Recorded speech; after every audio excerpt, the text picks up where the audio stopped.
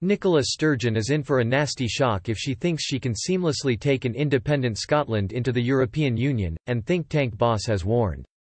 The SNP is committed to a reunion with Brussels if they succeed in breaking away from the United Kingdom, with Ms Sturgeon on record believing such an outcome could be delivered relatively quickly.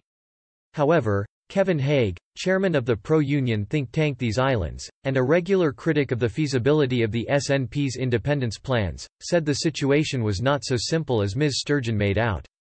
He pointed to the acquis communautaire, a sprawling amalgamation of rules, regulations, court decisions and other documents which constitutes the body of European Union law, and specifically Chapter 17, which sets out the fiscal requirements for countries seeking to join the EU.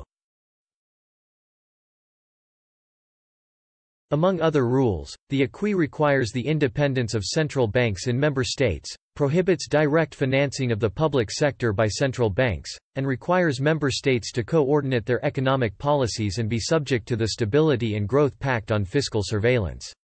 Crucially, before adopting the euro as their currency, the regulations required new members to have one of their own, Mr Hague pointed out. He told Express, Scotland would need to have established its own central bank and currency.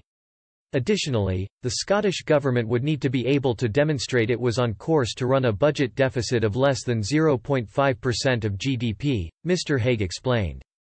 Referring to figures carried in the Government Expenditure and Revenue in Scotland (GERS) Plan 2018-19, Mr Hague added, so establishing a currency and not just getting below the excessive deficit threshold, 3% of GDP, but being on a path to comply with the fiscal compact, 0.5% of GDP, means some combination of massive tax rises and/or public spending cuts, given the latest Scottish deficit was 7% of GDP.